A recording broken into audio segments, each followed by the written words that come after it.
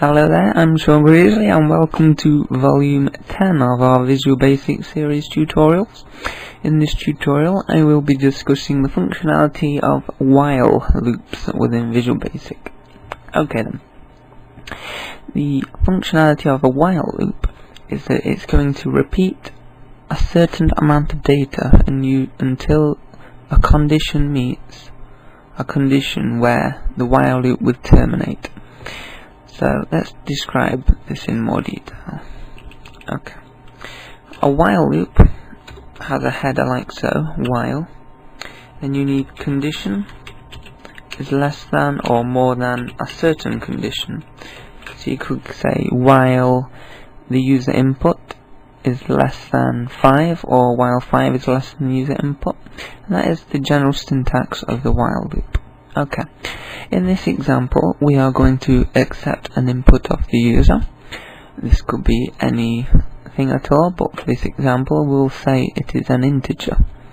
Okay, if the user enters number 5, for example, we are going to display 5 message boxes to the user. If the user enters 10, we'll display 10 message boxes. Okay, let's see how we're going to do this.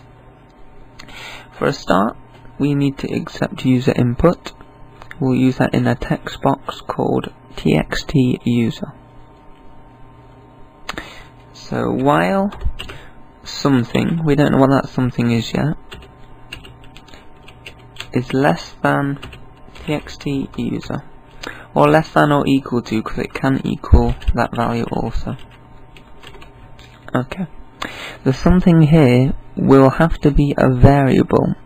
If you think about it, we need to put a variable in here to state that while that variable is less than the txt_user.text, then loop the contents of the while loop. So we need to create a variable here. Remember I referred to the variable tutorial in how to create and initialize variables?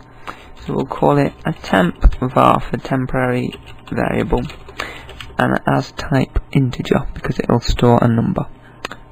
Okay, temp var, remember casing doesn't matter, as you can see it's auto capitalized it for us. So while our temporary variable is less than the user.text, carry out this code and end the while loop. So our code goes here. This is how to end a while loop. Wend, it's like while end, that's the easy way to remember that. This is our coding for the while loop. Okay, remember to tab this out. Right then. So when the user enters 5, for example, we want to display 5 message boxes. So we know we're using the message box function in here. So, and remember that through each iteration of the while loop, temp var needs to increase its value by 1.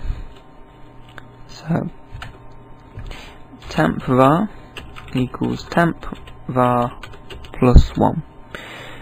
So if temp var equals 1 to start with, which it will do, we need to increase 1 to the value of that each time it is run, so it equals to 2, then 3, until it equals the user's input. If we didn't do this, then the while loop would continue forever because it will be always less than the user input. So we do need to increment this. Okay, let's display our message box. Put any message you like. Oh, missed an M there. Okay.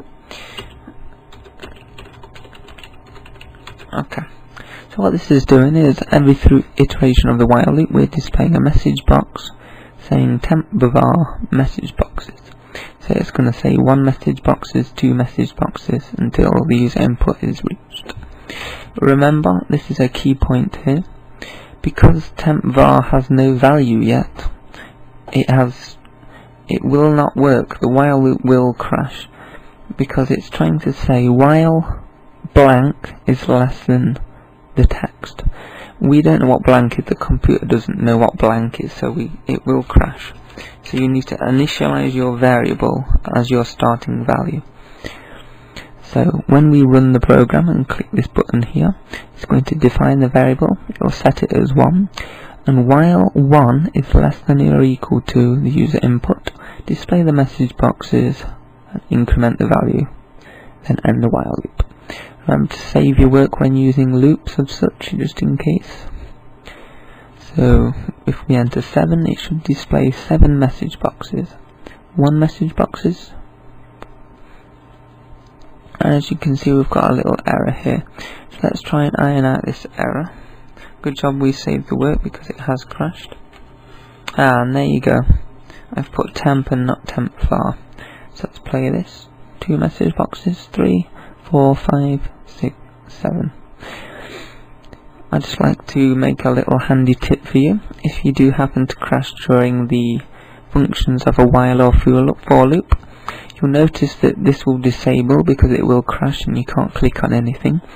If you quickly use the keyboard shortcut by holding Control and pressing break, that's B-R-E-A-K, break, it's next to the pause button and next to scroll lock as well, and that is on a British U keyboard. Okay then, as you can see, the while loop has worked successfully.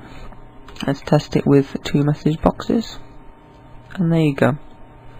So this has been a pretty short tutorial on the functionalities of while loops within Visual Basic. I hope you enjoy the other tutorials on the website. I'm Sean Greasley. Goodbye.